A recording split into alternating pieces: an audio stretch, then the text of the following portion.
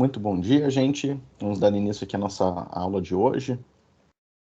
Recuperando aqui, ontem nós acabamos estudando, no encontro de ontem, as formas de extinção do crédito tributário, né? Esse foi o nosso tema enfrentado ontem, e que, vamos dizer assim, o ciclo de vida do tributo foi esgotado com o tema de ontem, né? Então a gente viu ali o nascimento desde a Constituição, que passa pela hipótese de incidência com a edição da lei, aí tem o fato gerador, um sujeito, uma pessoa pratica o fato gerador e gera obrigação tributária, aí tem o crédito por meio do lançamento, a gente falou sobre as modalidades de lançamento, e aí a gente viu nas aulas subsequentes as formas de extinção e suspensão da exigibilidade.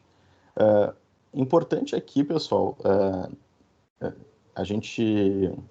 o foco do curso, né, é preparar vocês para o exercício da atividade profissional, para serem advogados, juízes, promotores, etc. Mas para chegar lá tem que, por vezes, passar por concurso, né? Seja a prova da ordem, ou seja, os concursos de admissão nessas carreiras.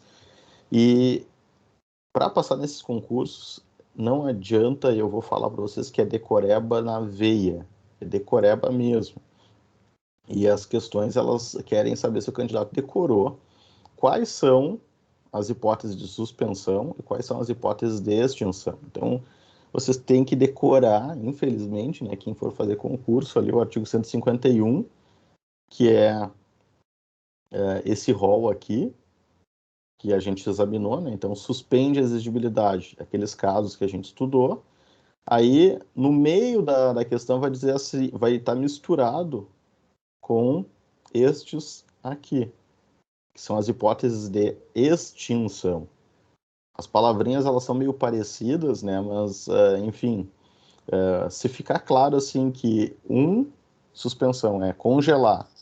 Eu fiz a metáfora na aula daquele raio, aquele sopro do Superman que congela. Congelou, suspendeu. E a outra é extinguir. Então, daí pensa no raio laser, assim, que fulmina. Jogou o raio lá, destruiu, apagou. Então, um congela, o outro queima, torra, apaga. Então, a gente tende a ficar mais fácil assim, a lembrança na hora que aparecer uma questão de múltipla escolha, mas o que as bancas gostam de fazer é misturar tudo isso daqui e pedir para que você marque a alternativa que fala só dos casos que ela quer que você lembre. E aí vem a sacanagemzinha, né? Então, estávamos falando lá de suspensão, falamos de extinção ao longo da aula de ontem, e a gente vai começar hoje, a aula de hoje, com o último instituto de confusão aqui, que é a exclusão do crédito tributário. Então, é a última confusãozinha aqui terminológica, com origem no CTN, que eu vou aqui incomodar vocês, tá? E o CTN tem aqui o artigo 175 para tratar das hipóteses de exclusão. Eu vou explicar agora as duas para ficar claro para todos nós aqui. Então, tá aqui, excluem o crédito tributário, a isenção e a anistia. Então, a terminologia aqui é criticada pela doutrina porque não é a mais adequada, né? Porque se a gente for olhar na essência da coisa, a gente não está falando de excluir considerando aquele caminho, né, do crédito tributário lá. Ele foi praticado o fato gerador, ocorreu o lançamento, e aí, no meio do caminho, excluiu ele. Ele existia e deixou de existir. A exclusão, por vezes, não tem nem fato gerador, não tem nem lançamento. Então, daí o porquê do equívoco do nome. Mas, enfim, é a terminologia do CTN, se vocês forem prestar concurso, né, as bancas vão querer saber lá, assinar ali dentre as alternativas abaixo quais são as modalidades de exclusão. E aí o candidato tem que decorar, lembrar o que significa isso. Eu acho uma baboseira, né, concurso, mas enfim, né, respeito as bancas examinadoras e o candidato que quer, deseja, né, ingressar nas carreiras, obrigatoriamente vai se submeter a esse tipo de questão. Então, para além da decoreba, vamos examinar aqui esses institutos, tá? Então, começando pela isenção, tá? A isenção, o que é? É uma dispensa, eu vou usar o palavreado, o palavrório da doutrina, que fica mais bonito. Mutilação da hipótese de incidência. Na minha linguagem, que eu gosto de usar linguagem mais simples, que facilita a compreensão, é dispensa do pagamento por alguma razão justificável, tá? Então, acho que quando se cria uma isenção, tu está dispensando o contribuinte de pagar. Se isentou, você dispensou, tá? E essa dispensa, ela tem que ter uma razão, né? Não se admite, não é possível que no ordenamento jurídico nós tenhamos uma isenção, e aqui eu vou pegar os dispositivos da isenção para a gente examinar com um pouco mais de profundidade. Não se admite que tem uma isenção, assim, eu vou isentar o Ederson porque ele é filiado ao Esporte Clube Internacional. Ora, ainda que eu acho que mereça um tratamento digno, não é razão para conceder um favor fiscal, a filiação num clube de futebol. Vou conceder isenção para pessoas que, sei lá, o que poderia ser ridículo aí? Pessoas que gostam da cor amarela. Não faz não tem nenhum sentido dispensar o pagamento pelo simples fato de algum capricho, algum desejo do administrador, né? Então, e aí eu peguei exemplos ridículos aqui para ilustrar para vocês, mas se a gente for assim olhar a legislação, especialmente municipal, a gente vai encontrar em alguns municípios algumas isenções assim que beiram o ridículo. Beiram o ridículo. Não pegando o tributário, tá? E daí a gente não precisa ir muito longe. Isenção tributária, tá? Então aqui estão as regras de isenção. Não pegando o exemplo tributário, mas pegando um exemplo próximo de nós aqui em Porto Alegre, né? O transporte público de Porto Alegre, ele tem isenções do pagamento do ônibus. Não sei se vocês sabem disso. E algumas a gente pode entender e compreender, e outras são as mais doidas que vocês podem imaginar, a ponto de ter 30% da população porto-alegrense não paga ônibus. Então, se a gente considerar que os outros 70 seriam pessoas que têm condições de pagar, mas que, pelas razões que a gente conhece, né, da qualidade do transporte, e por terem condições de pagar, optaram por outro meio de transporte, o que a gente vai perceber na prática? Ficaram os isentos usando e uma pequena parcela da população que não tem condições de pagar outro meio, os aplicativos sofrem com as altas tarifas, né? Porque daí onera a pequena parcela que está pagando. Então, mutatis mutandi, pegando esse exemplo do transporte público em Porto Alegre, é o mesmo para isenção tributária. Se eu isento o cara que é torcedor do Inter, eu isento o cara que gosta da cor amarela, eu isento o sujeito que, porque ele é vegano, eu isento o sujeito porque ele é budista. Tá, mas por que eu estou dando essa isenção? Qual é a razão para isso? Eu estou tirando pessoas que poderiam contribuir sem razão alguma e a máquina, o elefante tem que ser carregado pelos outros, né? E aí os outros vão carregar um elefante mais pesado. Se tirou gente debaixo do elefante para carregar, o efeito que se tem é um peso maior sobre aqueles que carregam. Então a isenção, ela não pode... e óbvio que aí quando a gente fala de isenção, um ponto que eu queria destacar aqui é que ela tem que ser concedida, concessão, somente por lei.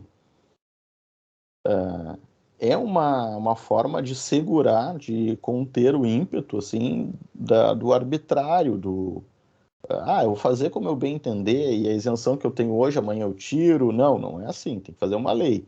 Tá, e revogar a isenção. Revogação também somente por lei. Então, a concessão da isenção tem que ser por lei e a revogação da isenção também somente por lei. E aí, com isso, a gente tem mais ou menos um controle das concessões e, ao mesmo tempo, um controle das revogações. Mas, em última análise, a gente está falando sobre uma decisão política. É uma decisão política. Por que pessoas idosas não vão pagar e jovens devem pagar? É uma decisão política. Idoso não paga. Tá, mas não seria melhor isentar pessoas que têm baixa renda, por exemplo? Porque se a intenção é facilitar, ajudar, dar um incentivo, um estímulo para quem não tem condições de pagar, então é melhor acessar, conceder esse incentivo para pessoas que não têm condições, que podem não ser idosos, pode ser que o idoso tenha muita condição de pagar. E aí tem o idoso lá, bonitão, com grana no banco e andando de graça, de ônibus, por exemplo, no meu exemplo do transporte público. Se a gente trouxer para o tributário, vai ter pessoas que... uma isenção, por exemplo, de automóvel. É uma decisão política de isentar automóvel antigo. Uma decisão política. No Rio Grande do Sul, o veículo, exemplo, IPVA para automóveis com mais de 20 anos. Mais de 20 anos não paga IPVA. Se a gente retroceder, a gente está falando 2001, um carro fabricado em 2000, 99 não paga IPVA. Se a gente pensar assim, aquele Celtinha, aquele uninho velho lá, de uma pessoa que juntou e sustenta a família com aquele carro, diminuir o IPVA pode favorecer essa família, essas pessoas. Então, aí teria uma medida justificável, razoável. Mas, se eu pegar o cara que tem lá o seu Fuca, o seu Chevrolet 1970, que custa uma fortuna por ser um carro de colecionador, por que ele não pode pagar IPVA? Por que ele não paga IPVA? Então, no fim das contas, gente, aqui vai ter uma decisão política. Se decidiu fazer, e aí as decisões políticas elas são majoritárias, né? A maioria aprovou, tá lá, isenção para 20. O governador queria aumentar o prazo para 40 anos. O ano passado ele tentou e não passou. Então, assim, esse é digamos, o básico para a gente entender aqui isenção. Então, tem que ser concedida Diga, pode falar. Nesse exemplo do IPVA, é praticamente excluída a capacidade contributiva, né? Porque aí tu só verifica o tempo do automóvel, né? Sim, sim. E isso a gente falou, né, Tássia, no semestre passado, que a capacidade contributiva nem sempre ela pode ser aferida, né? Nem sempre a gente consegue verificar na prática, assim. O ideal seria que sempre, né? Sempre a gente tentar graduar de acordo com o que as pessoas têm capacidade de pagar. Só que eu estou tributando o automóvel, né? E não quer dizer necessariamente que o carro velho seja um automóvel de pobre e o carro 0 km seja um automóvel de rico. Então, esse é um exemplo, né, de capacidade, das limitações da capacidade contributiva. Sim, eu acho que na lei até está escrito quando possível, né? Isso, exatamente. É bem o texto da Constituição, tem lá, é o artigo 145, parágrafo 1º, que diz sempre que possível os impostos serão graduados, blá, blá, blá. É mais ou menos esse o texto, né? E justamente reconhecendo que em algumas hipóteses, em alguns casos, não é possível. Então, sempre que possível, sempre se deseja, né, se almeja graduar, chegar nesse nível de detalhamento, porque assim a gente promove uma ideia de justiça, que é desonerar quem não pode e exigir, pedir para quem tem condições na medida das suas capacidades. Essa é o conceito de justiça fiscal. E aí, aqui nesse caso, como bem apontou a Tássia, né, a gente não necessariamente vai conseguir fazer isso, né? Quando a gente vai isentando, concedendo isenção para... e aí vejam, por exemplo, né, aqui em Porto Alegre tem uma outra isenção que é o IPTU verde. IPTU verde.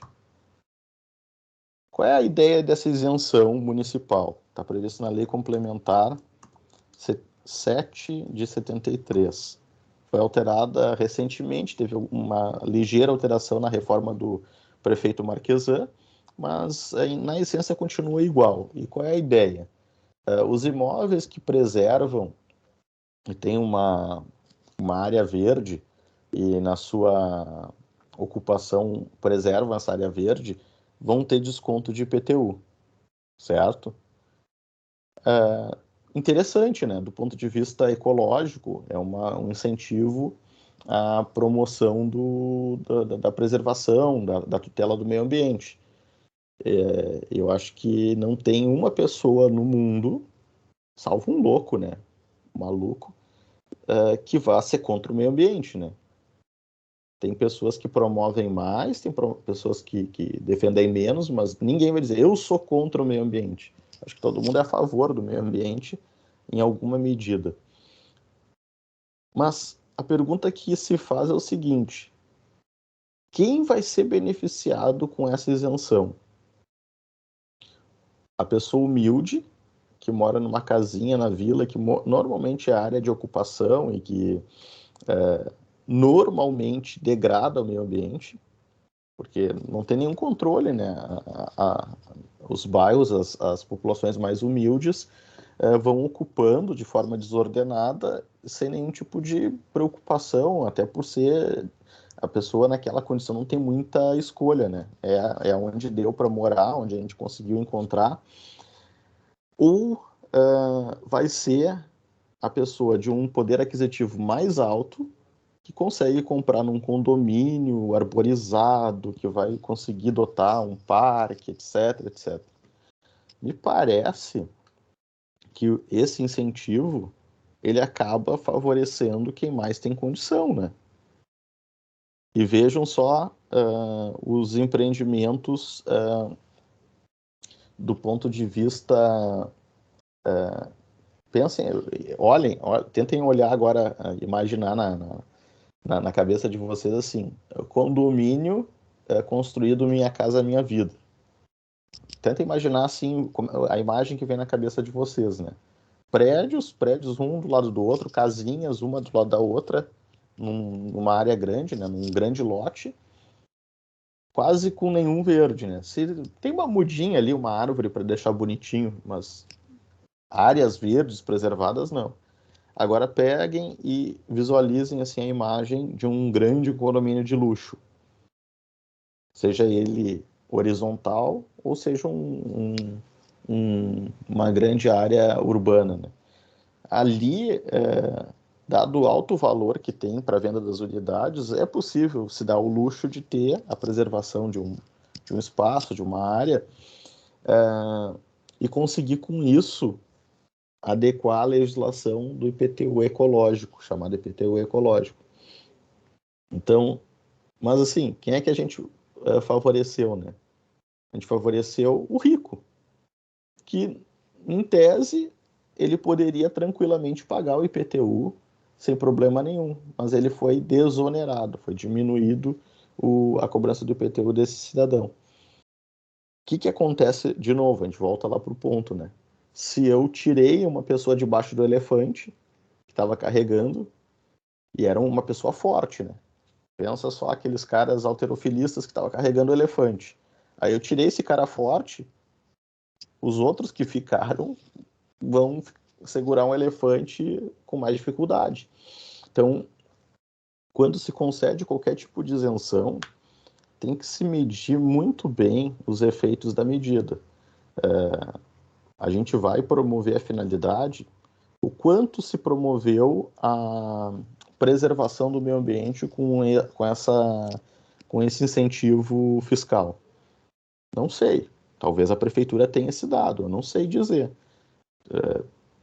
Tendo a imaginar que foi um efeito muito pequeno, assim, do que diz respeito à efetividade da proteção do meio ambiente ou da promoção de empreendimentos ecologicamente sustentáveis. Mas, enfim, eu não tenho esse dado. O fato é que uma parcela da população foi desonerada do IPTU e outra vai acabar sendo onerada com o IPTU. Então, aí tem um problema, né, de distribuição. O ponto que eu queria chamar a atenção de vocês aqui, tá? Estão... artigo 176, eu falei aqui decorrente de lei, tá? Então, esse ponto aqui a gente abordou. Condições e requisitos, tem que ter condições e requisitos exigidos para a sua concessão. Os tributos que se aplica, sendo o caso o prazo de duração.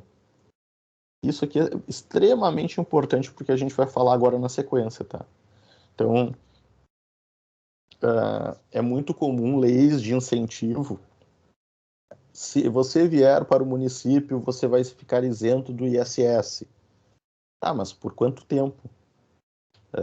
Para a vida toda? Por 5 anos, 10 anos? Isso é importante que fique consignado na lei. Porque isso afasta o arbítrio, afasta, por exemplo, como a cada 4 anos a troca as eleições trocam a administração, né? A gente pode ter uma instabilidade e uma insegurança para quem confiou na legislação, confiou no ato do poder público, mas que depois trocou o administrador e ele resolveu revogar. Pode revogar a qualquer tempo? Pode. Mas veja só o que diz o artigo 178. O artigo 178 aqui é o ponto que eu quero grifar e chamar a atenção de vocês para a gente discutir um pouco, tá? A isenção, salvo se concedida por prazo certo, em função de determinadas condições. Então, deixa eu grifar esse salvo que está entre as vírgulas. A isenção, tirando o que está entre as vírgulas, pode ser revogada ou modificada por lei a qualquer tempo. Então, ela pode ser modificada por lei? Pode, qualquer tempo, ok. Agora, quando ela for concedida por prazo certo e em razão de determinadas condições, aí não é possível modificar a qualquer tempo. Então, tem que ter uma previsibilidade, uma calculabilidade assegurada ao contribuinte. Então, caso, por exemplo, das isenções de incentivo fiscal para atração de investimentos. O sujeito foi lá, botou uma fábrica que era para ele usufruir dessa isenção por 10 anos, ele fez o cálculo, bom, construindo a fábrica, trazendo gente para cá, no 12º ano eu vou começar a ter lucro. Porque nos 10 primeiros eu tive isenção, depois eu começo a pagar, e aí no meu cálculo eu vou começar a ter lucro lá na frente. Aí, no primeiro ano foi respeitada a lei, no segundo ano trocou a administração. Teve eleições e trocou. Veio um novo administrador e disse, não, o que aquele fez eu não concordo, ele é de outro partido, eu não gosto dele, eu vou revogar essa lei. Ele pode revogar, se aprovada no parlamento, pode, mas tem que proteger a legítima expectativa, que é isso que está em negrito aqui, que eu coloquei em destaque do artigo 178, tá? Então, basicamente, esses são os pontos de atenção com relação à isenção tributária. Por fim, a gente, nessas duas hipóteses aqui de exclusão, a gente tem a isenção e a gente tem a anistia. Tá? Anistia é diferente de remissão. Ontem eu falei bem rapidinho, gente, sobre remissão, só para relembrar aqui. Talvez eu tenha passado tão rápido que vocês nem tenham prestado atenção, né? Lá no artigo 156,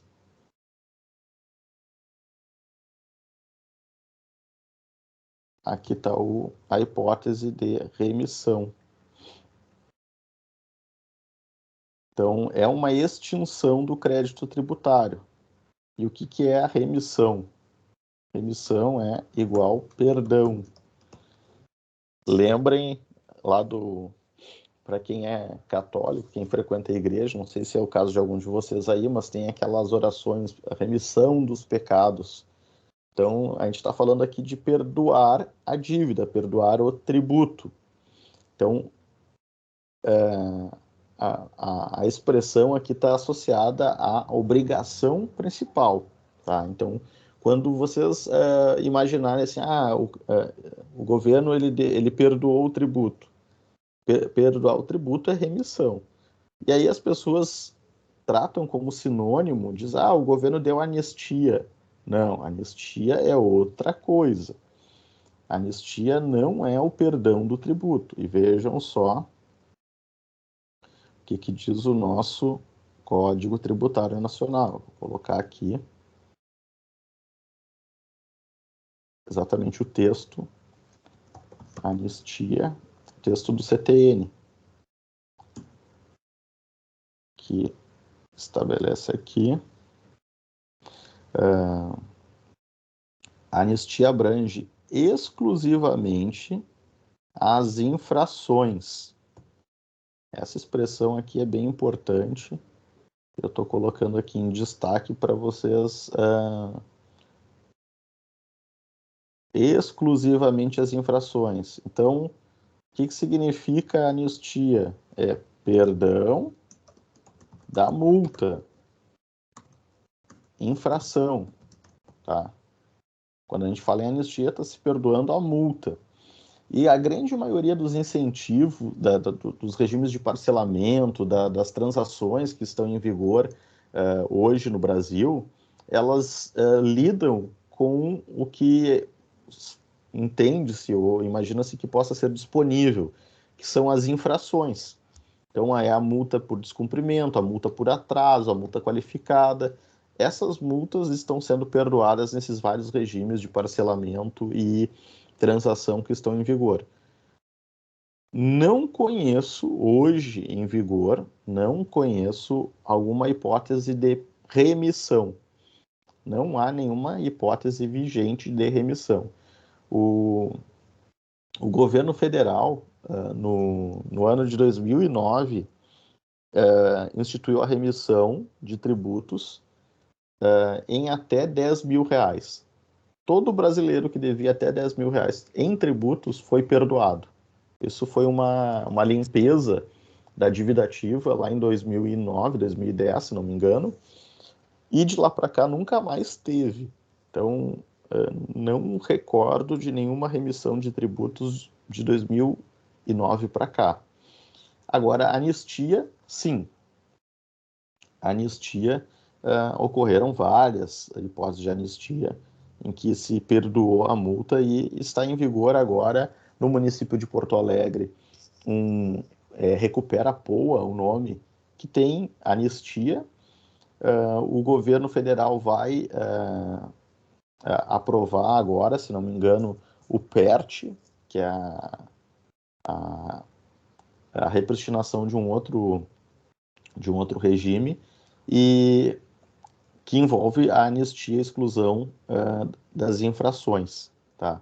Professor, desculpa te interromper, mas falando sobre as claro. infrações, eu não estou lembrada agora, mas a gente já chegou a estudar no semestre passado, eu acho, né? Sobre as multas. Eu não lembro direito.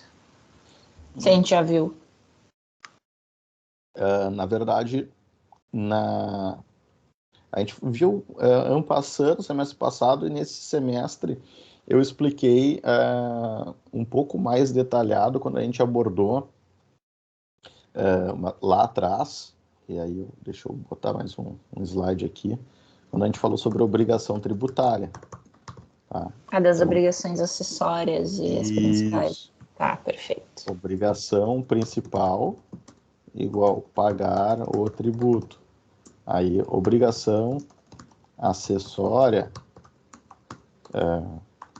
declarar, ir na repartição, enviar documento, manter livros, etc. E aí, o que acontece quando eu descumpro a principal? Multa. O que acontece quando eu descumpro a acessória? Multa. E aí a gente viu isso lá no início do semestre, quando a gente falou sobre as obrigações, de modo que a multa é uma sanção, uma pena, pelo descumprimento da obrigação principal ou da obrigação acessória. Tá? Então, eu tenho multa pelo descumprimento do principal, tenho multa pelo descumprimento do acessório, e eu tenho multa, a chamada qualificada ou punitiva, que é em razão da conduta. Então, assim, além de eu não ter pago o tributo, além de eu ter atrasado, além de eu não ter declarado, eu posso ter feito uma estratégia tal que me coloque na condição de sonegador. Eu sou um crápula. E em razão disso, a minha multa vai ser agravada. Então, eu tenho essas hipóteses. Tem a multa moratória, né, pelo atraso, e tem as multas isoladas ali que eu acabei de mencionar. Então, essas são as variadas. Mas, em síntese, a multa é uma sanção pelo descumprimento da obrigação, que pode ser principal ou acessória. Certo? Obrigada, professor. Maravilha. Então, encerramos essa parte aqui da matéria. Eu vou salvar aqui, depois eu compartilho com vocês. E vamos pegar aqui e falar sobre o próximo tema do CTN, chamado de garantias e privilégios do crédito tributário. Então, deixa eu colocar aqui a nossa direito tributário 2. Garantias e privilégios do crédito tributário. Então, do que a gente está falando, né, pessoal? Vamos lá. Artigo. Vou transcrever aqui os dispositivos para a gente ter isso bem claro, né? E conseguir aqui examinar. Quando a gente fala de garantir privilégio, privilégio é uma palavra feia até, porque dá a impressão de algo que não é merecido, que não é justo. Quando a gente fala de privilégio, a gente está falando de algo que, vai lá, ele não se justifica, né? Então, basicamente, o que se quer com esse capítulo do CTN e do que a gente vai estudar daqui para frente? Considerando o crédito tributário. Deu crepe aqui. Vamos lá. Considerando o crédito tributário. Vamos lá. Crédito tributário, ele é um ativo da sociedade, né? Do taxpayer, pagador de tributos. Não é um dinheiro do fisco, não é um dinheiro do Eduardo Leite, do Sebastião Melo, do Jair Bolsonaro, é um dinheiro, é nosso esse dinheiro. Se esse dinheiro é nosso e ele está a nosso serviço, ele foi tirado de nós, está sob a gestão do ente público, mas que deve retornar para a sociedade. É razoável, a partir dessa perspectiva, dizer que ele, dentre os créditos, ele é um dos mais importantes. Por quê? Por que ele é um dos mais importantes? Porque ele visa assegurar que a gente tenha uma sociedade segura, uma sociedade com atendimento médico, uma sociedade com atendimento e serviços de educação,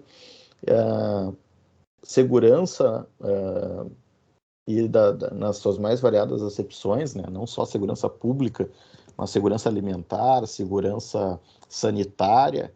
A gente está agora enfrentando uma crise sanitária e não fosse a pujança e a capacidade de um ente organizar a compra de vacinas em massa, e aqui eu não me refiro a nenhum partido, eu falo nos países em sentido global, tá? Não, por favor, não me entendam aqui. A gente tem que ter muito cuidado quando fala de vacina, porque entra para uma discussão política.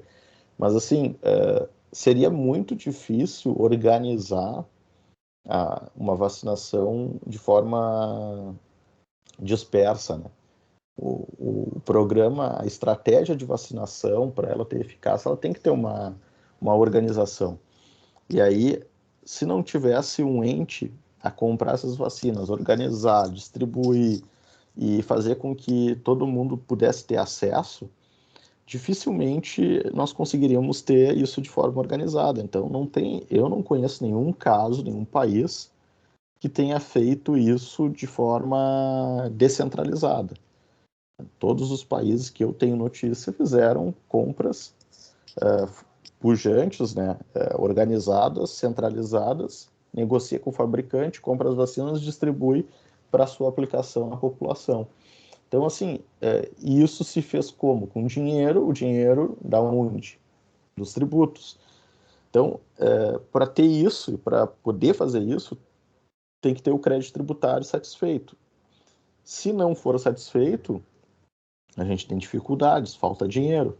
Então, em razão dessa circunstância, ele parece justificar ter privilégio em relação a todos os outros, porque a gente está falando no coletivo, no social, no interesse da coletividade.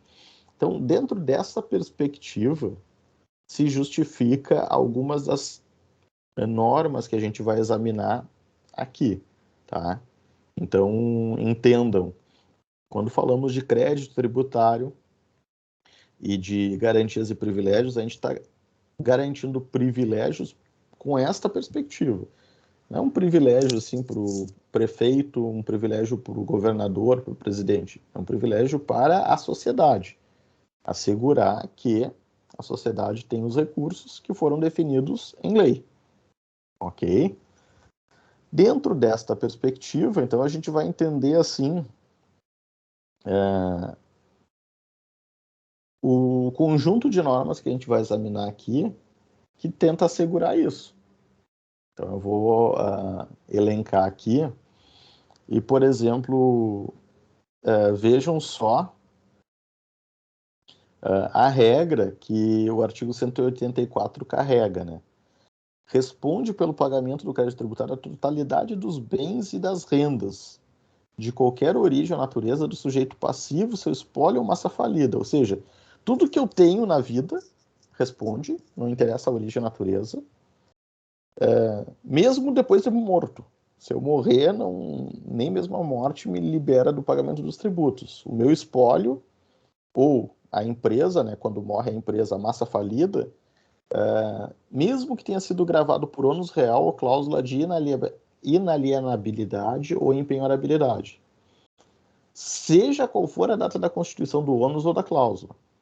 Ou seja, aquelas hipóteses em que o doador ele doa para o filho ou faz um testamento. Olha, se eu morrer, eu vou deixar tudo para o meu filho A, o meu filho B.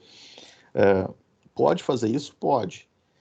Eu vou botar uma cláusula de impenhorabilidade e inalienabilidade para protegê-lo. Mas aí eu deixei um passivo tributário. Essas cláusulas protegem o meu filho do passivo tributário? Não. Está ali escrito de forma bastante clara, né, que esse tipo de cláusula não é oponível ao crédito tributário. De modo que, qual é a intenção da norma? Olha, não adianta, meu amigo, se você está devendo tributo, não adianta dizer, isso daqui é um bem que tem proteção, etc., é protegido. Não funciona. A única exceção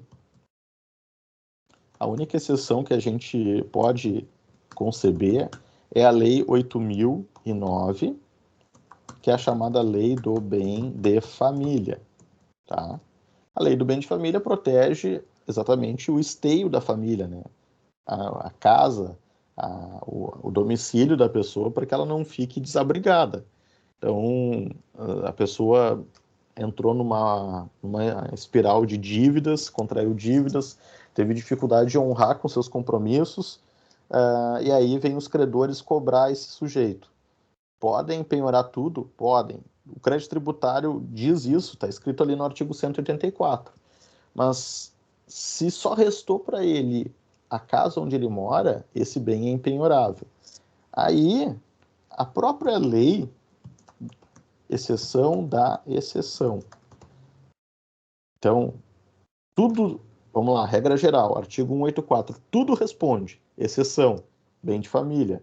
Mas mesmo o bem de família, se a dívida tiver origem no bem, então leia-se IPTU, ITR, então, da onde surgiu a dívida do IPTU? Do bem, da minha casa. Eu moro num imóvel, eu não paguei IPTU, eu fiquei com dívida de IPTU.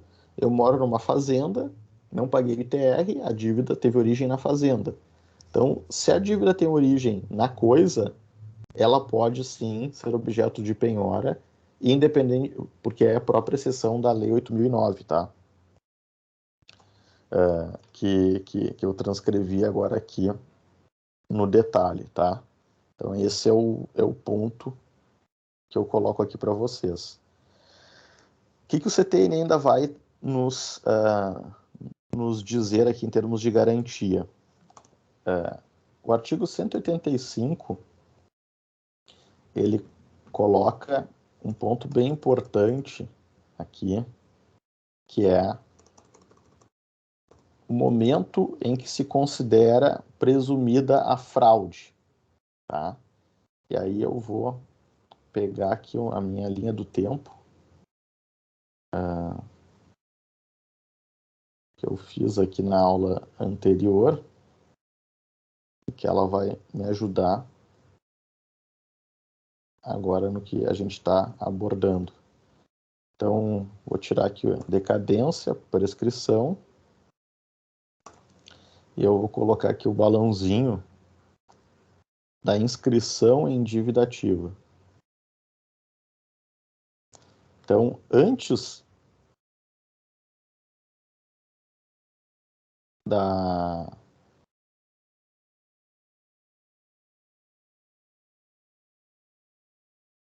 Cadê o meu... Tá aqui, ó. Então, aqui, ó. Constituído o crédito tributário no lançamento, tá? A gente já teve uma aula sobre isso, eu expliquei para vocês o que é o lançamento. Constituído o crédito tributário, na sequência, o contribuinte tem um prazo para pagar. A gente falou sobre isso. Então, feito o documento, enviado na casa do cidadão, ele recebeu o documento em casa, aí tem lá 30 dias para pagar. O sujeito não pagou, não fez o recolhimento. Então, ele está inadimplente. Aí, qual é a próxima etapa? A próxima etapa é efetuar a inscrição em dívida ativa. Aí, o que acontece a partir desse momento? Eu falei que não tem CND, lembram? Eu falei, olha, a partir desse momento não tem mais certidão negativa de débito. Então, inscrito em dívida ativa não tem mais CND. Então, esse é o primeiro efeito e a gente viu o que isso acarreta e quais são as estratégias para evitar eu não ter CND. Mas o fato é que foi inscrito em dívida ativa. A partir deste momento, eu vou colocar aqui em vermelho para chamar mais atenção. Atenção total. A partir desse momento aqui, acontece o fenômeno que está aqui no artigo 185. Presume-se fraudulenta qualquer negócio a partir desse momento. Então, o que diz o artigo 185? Presume-se fraudulenta alienação, oneração de bens ou rendas, ou seu começo, por sujeito passivo em débito para com a fazenda pública, por crédito tributário regularmente inscrito em dívida ativa. Então, qual é o ato importante para considerar presumidamente fraudulenta? A inscrição em dívida ativa, ok? Então, voltando aqui para o esquema. O fisco foi lá, constituiu um lançamento de um tributo para mim, mandou para minha casa, eu estou devendo 100 mil reais. E aí eu pensei, eu não vou pagar isso aí, eu não aceito. Quer saber de uma coisa? Eu vou passar isso para o nome da minha sogra. Vou passar para o nome da minha sogra e ninguém nunca vai se dar conta disso. Vou passar meu patrimônio para ela. O que diz o CTN? Qualquer tipo de alienação, oneração ou seu começo, eu me comprometi, eu transferi, eu prometi, depois de ter sido inscrito em dívida ativa, é presumidamente fraudulento. O contribuinte vai dizer, pode falar.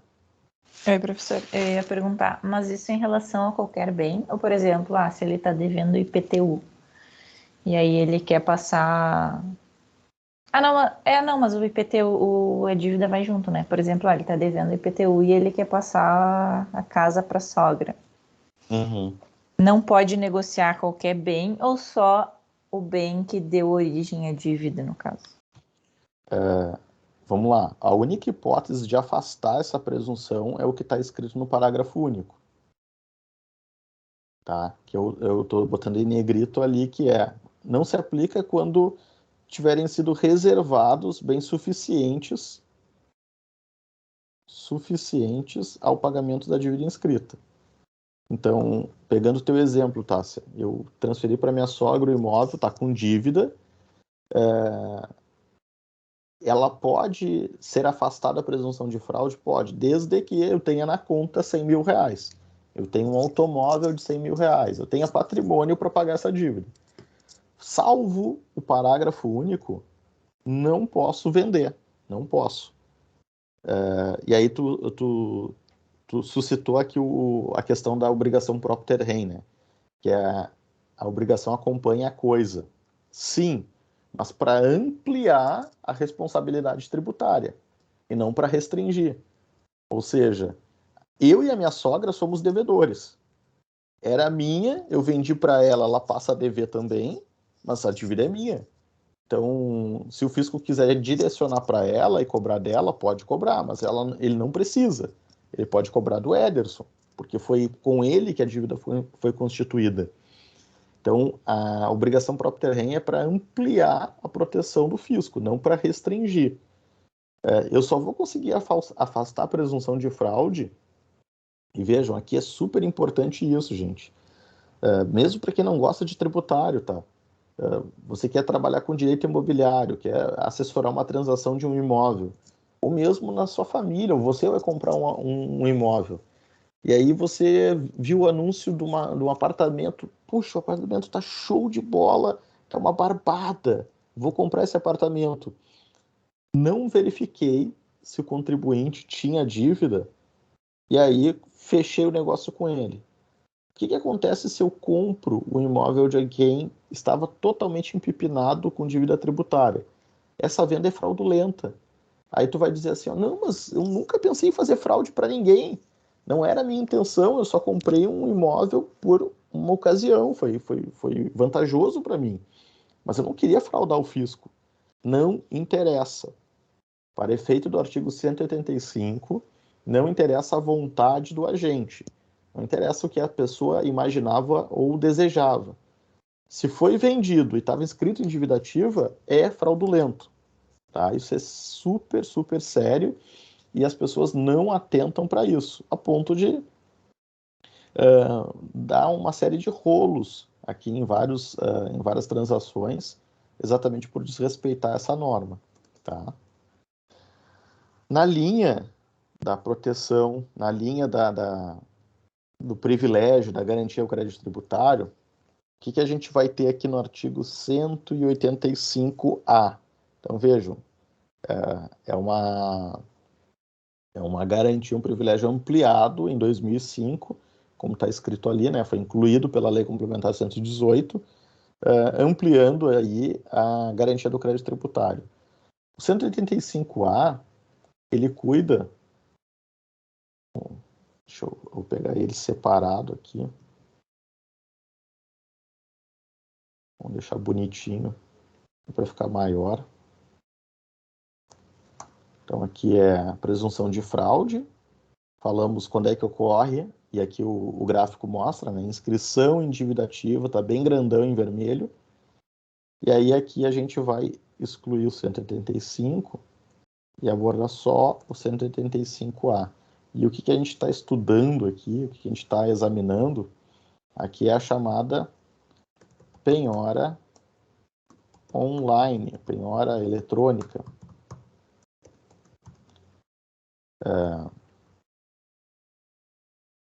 Mas vejam só como é que está escrito aqui no 185A. Na hipótese do devedor tributário, devidamente citado, vou botar com cor aqui, não pagar nem apresentar bens à penhora no prazo legal. O que é não pagar no prazo legal? A lei estabelece, a Lei 6.830, a Lei de Execução Fiscal, confere ao devedor, quando o fisco vai cobrar, 5 dias para ele pagar. Então, ele tem, primeiro, citado, tem que ter citação. Segundo, ele tem 5 dias para pagar ou nomear bens à penhora, então tem que escoar esse prazo. Não tendo sido encontrado bens penhoráveis, então citou, deu 5 dias. O oficial de justiça voltou lá, ó, meu amigo, e aí? Vai pagar tu vai penhorar e o sujeito ficou silente. Então, não encontrado bens passíveis de penhora. Então, é o outro elemento aqui. O juiz determinará a indisponibilidade dos seus bens e direitos comunicando a decisão, preferencialmente por meio eletrônico, que é o Bacen-Jude, né? Comunicando preferencialmente por meio eletrônico. Então, ele informa por meio de informação eletrônica, aperta um botão lá e determina a penhora eletrônica. Então, que pode ser de ativos no Sistema Financeiro Nacional, pode ser o Renajude, que é o órgão que controla os registros de automóveis no Brasil, né? Pode ser os registros de imóveis, e aí nos registros públicos de imóveis, nos registros imobiliários, ainda está escrito aqui, né? Ainda é arcaico, né? A maior parte deles não tem informação eletrônica, o que é um absurdo em pleno século XXI, mas tem muito registro público que é fichinha, papel, que eles controlam, mas com o passar do tempo, é a questão de alguns meses, anos, para que tudo seja informatizado, o juiz determina e, por meio eletrônico, todos os ativos, o patrimônio do devedor vai ficar bloqueado por ordem eletrônica. Tá? Qual é a ideia aqui? Assegurar, garantir que o crédito tributário seja pago. Tá? Então, de novo, dentro daquela ideia de garantias e privilégios, dentro daquela ideia de proteger o interesse da sociedade, do pagador de tributos, faz sentido que se dote o judiciário, que é o órgão encarregado de fazer a cobrança, com meios expeditos e baratos, né? Porque isso não precisa ter nenhum funcionário, é apenas apertar um botão que é executada a ordem. E nada mais razoável que essa norma seja aplicada. Agora, o que a gente que atua na prática, né? Eu sou advogado e trabalho com execução fiscal há alguns anos, o que a gente vivencia na prática? A gente vê sendo realizada a penhora online, penhora eletrônica, a torto e direito, de todas as formas e desrespeitando o que estabelece o artigo 185-A. E por que isso ocorre? Porque aqui a gente tem um conflito entre CTN versus CPC. Tá?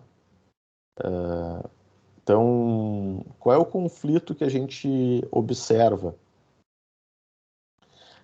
O CTN estabelece lá no artigo 185,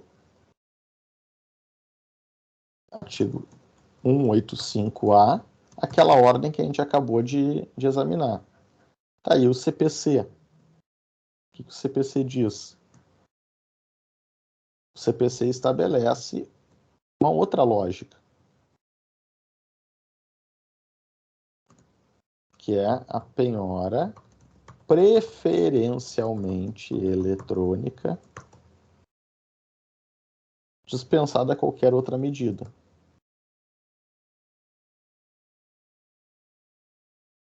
Então, por que eu estou enfatizando aqui essa disputa? Porque, gente, o CPC não foi pensado para o litígio tributário.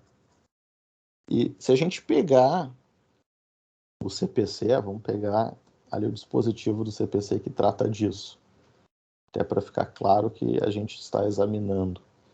Então, penhora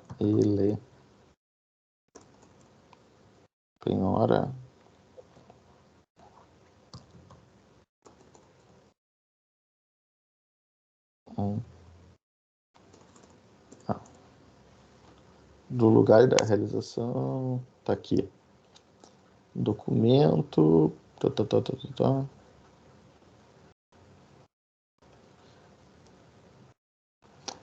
Deve recair.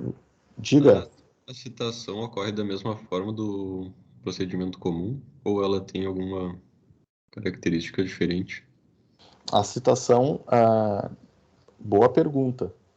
A boa pergunta foi o Arthur que perguntou? Isso. Arthur, a citação, vamos lá. A citação, deixa eu vir para cá.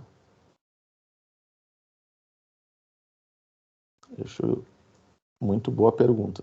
Citação, ela segue a determinação do 6.830, que é a chamada Lei de Execução Fiscal, tá? Que tem a seguinte preferência: a citação deve se dar por carta R ou oficial de justiça. Tá? Então, o que a experiência da execução fiscal mostra, tá? Que quanto mais eficiente esse ato for, maior a chance de conseguir recuperar o crédito tributário. A citação ela é fundamental. Tua pergunta ela é importante porque me ajuda a explicar isso, tá? É fundamental. Se eu fiz a execução bem feita e rápido, a chance do tributo ser pago é maior. Se demorou a citação, mandou por carta, o correio não entregou, perdeu a carta, voltou, entregou para quem não devia e volta, tenta de novo, passou não sei quanto tempo, a chance do tributo ser pago é mínima, tá? E aí o que aconteceu? Se deu preferência e muitos dos órgãos solicitam que a citação seja feita por oficial de justiça, tá? Mas a lei, então, respondendo a tua pergunta, a lei estabelece a ordem própria. Todo o resto, que diz respeito como a ordem de citação, como é que funciona a carta, a ordem itinerante, etc., tudo aquilo está no CPC.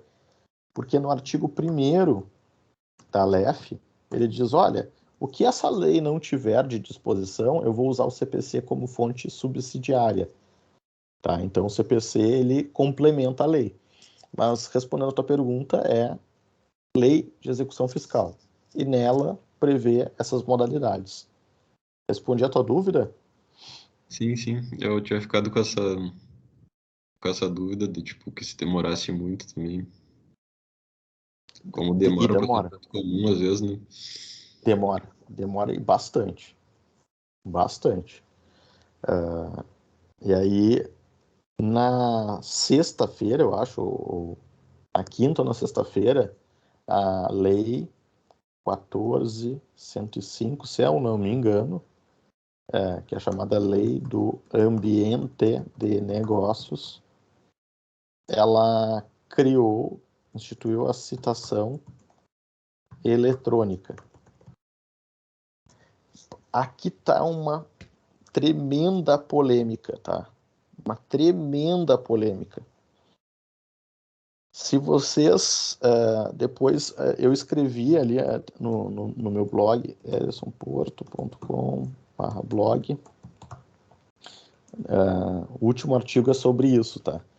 A lei, ela traz a previsão de instituir, então ela revoga o CPC, ela muda o artigo do CPC, que diz lá que a ordem é primeiro a carta, depois citação por oficial, depois citação por hora certa e, por fim, a citação por edital.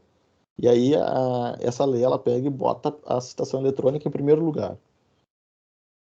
Se a gente for olhar para a nossa realidade aqui, nós, a turma do LES, o curso universitário Porto Alegre, a gente vai pensar assim, poxa, isso é modernização, isso é o futuro, tem que ser. Tá, beleza, perfeito. Eu acho que todos vocês, eu não sei se alguém aqui, Tássia, Gabriel, Arthur, recebeu carta nos últimos 5 anos. Vocês receberam alguma carta? Só do condomínio. E chega, Tássia, a carta? Chega com atraso, Chega. mas chega. Bom. É um troço completamente atrasado, né? Não tem como a gente defender ou justificar que isso seja moderno, né? Carta, envio de carta é um troço ultrapassado. Para a nossa realidade, assim, eu recebo todas as minhas correspondências importantes, meus documentos importantes por e-mail, recebo por carta.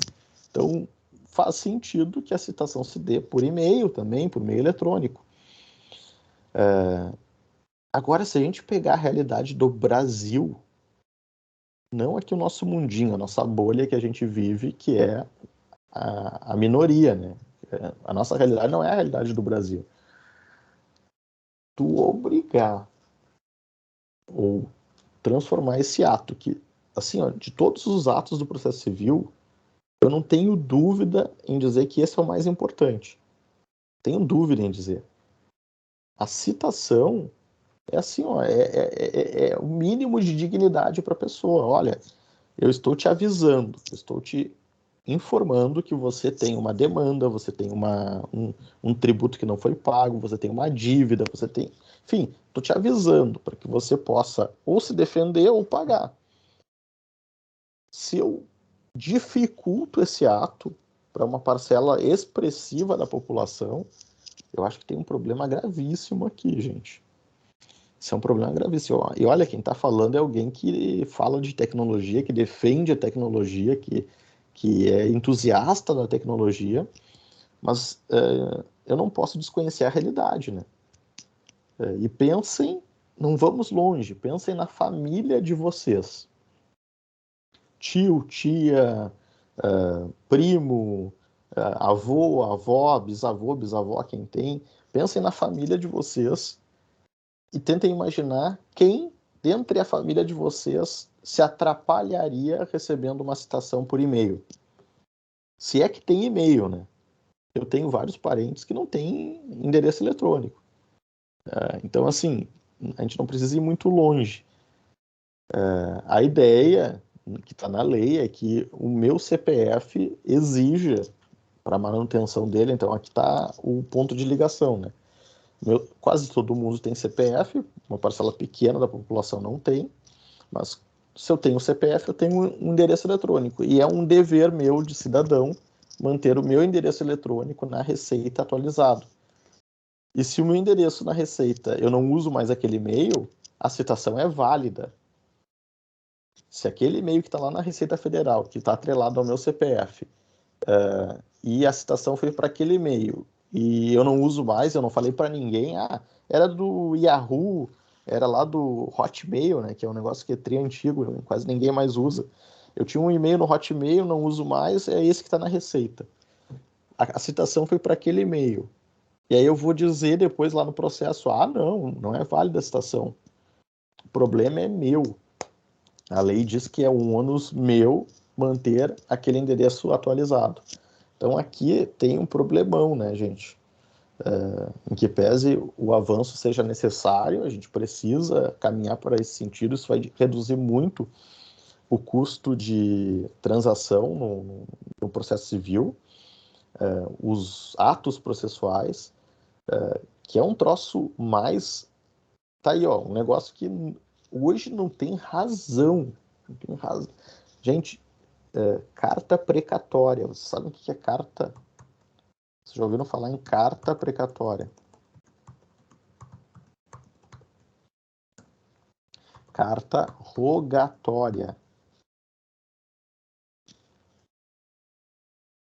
Eu tô estagiando no cartório da 19ª Vara Civil ali do Foro Central, daí por isso que eu também já fico com essa, que a gente pega toda essa movimentação da citação e tal. Inclusive esse ato que eu botei no chat é o que menciona a citação por e-mail e telefone. Daí já tem muitos Isso. advogados que estão pedindo direto, assim, tipo, depois das primeiras duas tentativas. Tem Boa, inclusive boa. uma carta rogatória eu fiz a semana passada, eu nunca tinha visto antes. Mas acho que também foi uma vez só que Tu vê, apareceu. tu vê, Arthur, tu tá passando por essa experiência aí. Arthur, eu estagiei também e assim, ó, é riquíssimo o que tu vai ver aí, assim, de coisas no cotidiano ali. Tu vai ver coisas que tu não imagina. Eu recomendo muito assim, ter essa experiência em cartório, trabalhar no foro, ver essa realidade ali, porque ali tu pega uma amostra muito ampla de problemas da sociedade, né? Quando tu trabalha num cartório, numa vara, especialmente em Porto Alegre, né? No Foro Central, tu vai ver assim muita coisa passar por ali. E assim, carta precatória é mais ou menos o seguinte: o juiz ele tem uma jurisdição, né, limitada geograficamente, e quando ele precisa de um ato em outra jurisdição, de um outro colega, ele não pode e invadir a competência do outro colega. Então ele pede via carta, então tem que fazer um documento, um ofício, mandando para o outro colega, olha, se, por favor, e o texto assim é todo cheio de latinório, formalista. Vossa Excelência poderia cumprir esta carta por... o texto é lindo, assim, quando a gente vê. Só que o tempo que se perde para fazer isso, aí vai para o outro, aí o outro juiz cumpre, aí manda de volta para cá, e aí a gente tem os atos realizados em outra comarca. E a rogatória em outro país, né? Então, se eu preciso citar alguém que está no Uruguai, como é que eu faço? Eu não posso mandar um carteiro no Uruguai, né?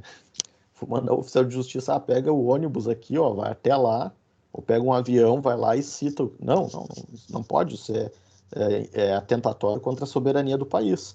O que o Brasil tem que fazer? Ele tem que, pelos órgãos diplomáticos, enviar essa ordem judicial do Brasil para que a justiça daquele país cumpra essa diligência. Então, eu não posso invadir o país e dizer, olha, bati na porta do cidadão, está aqui a ordem de citação. É necessário cumprir esse rito. Só que isso não tem cabimento hoje, né? As autoridades, e vamos aí sendo bastante... não dá para também só ser crítico. Tem muita evolução nesse sentido. Muitos tribunais já têm normas determinando a cooperação e simplificação desses procedimentos. E em muitos lugares já se faz por meio eletrônico. Então não tem cabimento fazer uma carta precatória.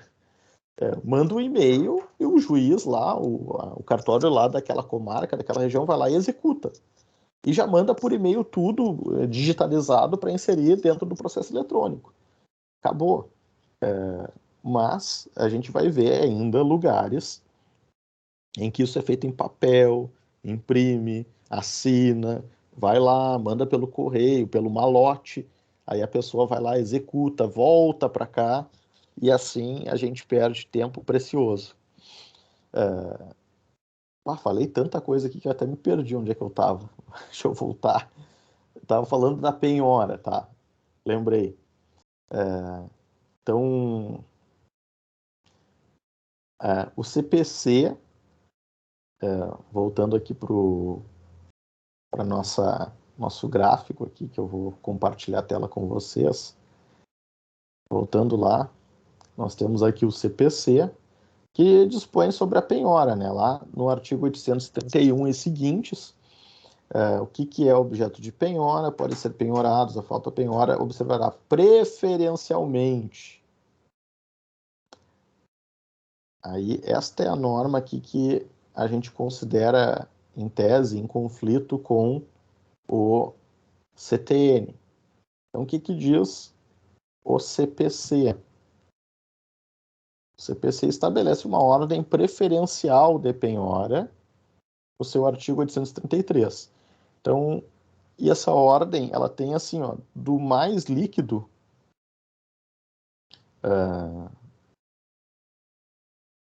então aqui a gente vai para o mais líquido, já achou. Não consigo girar esse troço. Bom, mas o que eu queria dizer ele vai aqui o mais líquido, que é o dinheiro, né? Então, o dinheiro tem alta liquidez, até para o menos líquido aqui, que a gente vai falar pedras e metais preciosos. Vale dinheiro? Vale, mas como é que eu vou conseguir transformar esse dinheiro? Quem é que vai comprar uma pedra preciosa, um metal, sei lá, direitos aquisitivos derivados de promessa de compra e venda? É dinheiro? É dinheiro, mas quem é que vai querer comprar esse direito aqui? Então, a ordem do CPC é essa, que de resto a LEF também observa. Mas aqui está o ponto. Ó. Este é o parágrafo 1º.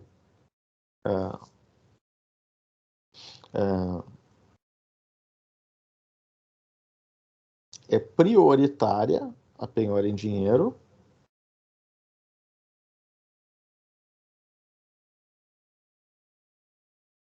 Está lá.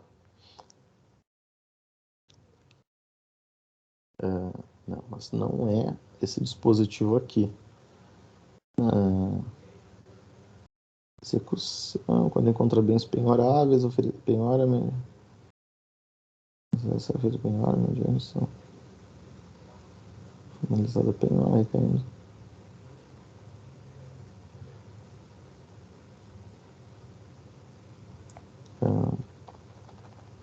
Eu não estou localizando aqui o dispositivo que coloca como, de forma preferencial, a realização da penhora por meio eletrônico. Depois eu coloco para vocês ali e compartilho.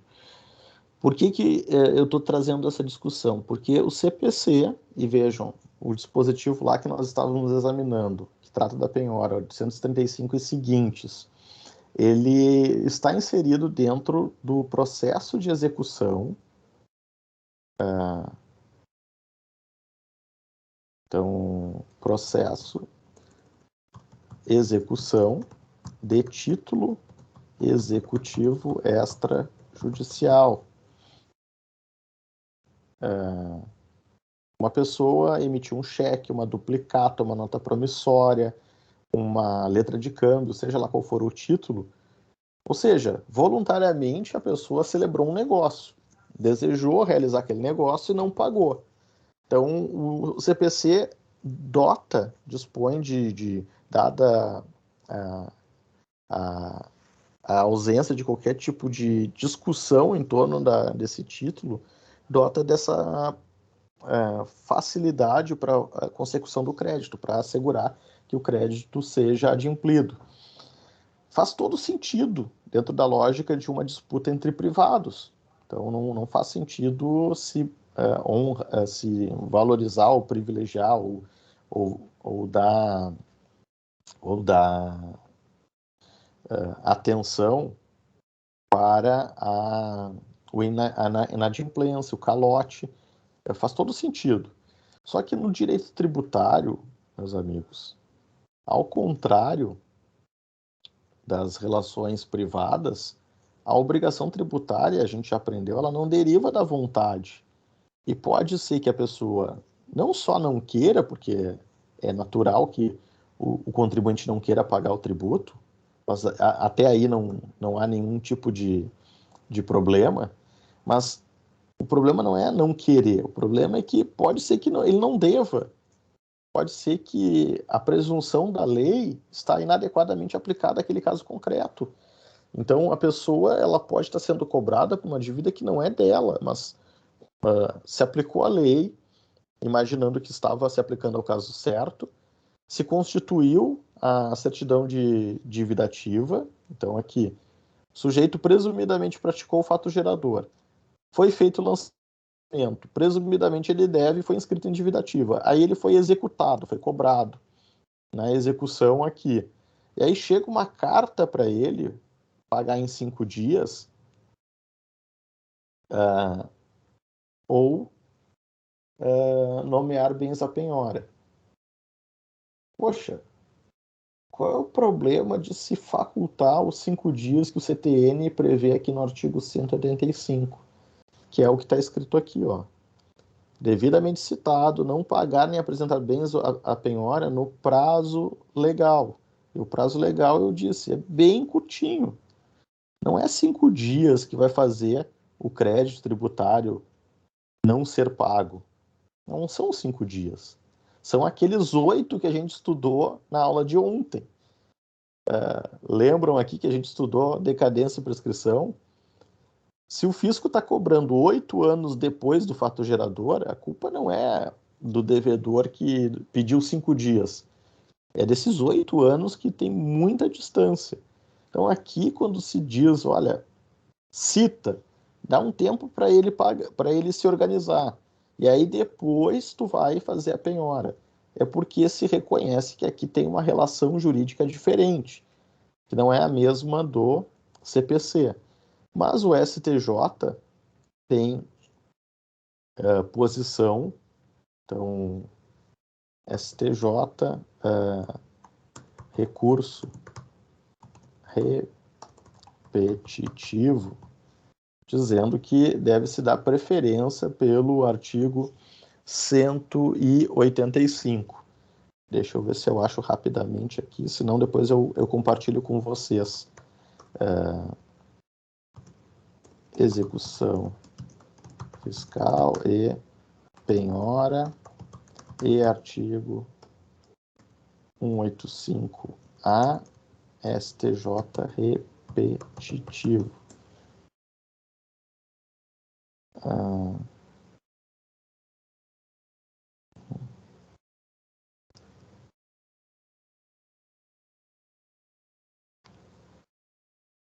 Tá aqui.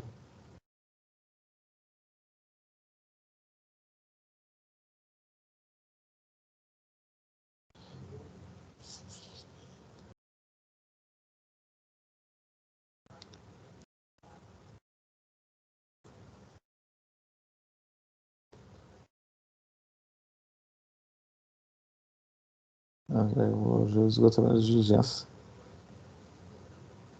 Não é bem esse aqui. Depois eu compartilho com vocês o repetitivo do STJ que analisa o conflito entre o CPC e o 185A. Ele é bem antigo, ele é do ministro Luiz Fux, o leading case, que eu vou depois compartilhar com vocês e coloco aqui nessa lâmina, tá? Até aqui alguma dúvida, meus amigos? Por enquanto, tudo certo, professor. Tá, maravilha. Então, até aqui, então, a gente viu exclusão do crédito tributário e garantias e privilégios do crédito tributário. Dentro dessa perspectiva, a gente encerra, então, a nossa aula de hoje por aqui. E na terça-feira que vem, daí a gente dá sequência aos dispositivos subsequentes. E acredito que na semana que vem a gente encerra essa, digamos, parte geral, ou o primeiro terço do semestre, que diz respeito às normas gerais de direito tributário, e na sequência a gente já começa a abordar especificamente os tributos. Daí a gente vai para a parte mais específica, mais detalhada da análise dos tributos no sistema tributário nacional. Tá? Todos os tributos, cada aula vai ser dedicada a um imposto ou a uma contribuição. Tá? Então, muito obrigado, gente. Obrigado pela atenção, pela participação e até segunda-feira que vem. Tchau, tchau. Muito obrigada, professor. Até semana que vem. Tchau. Tchau, tchau.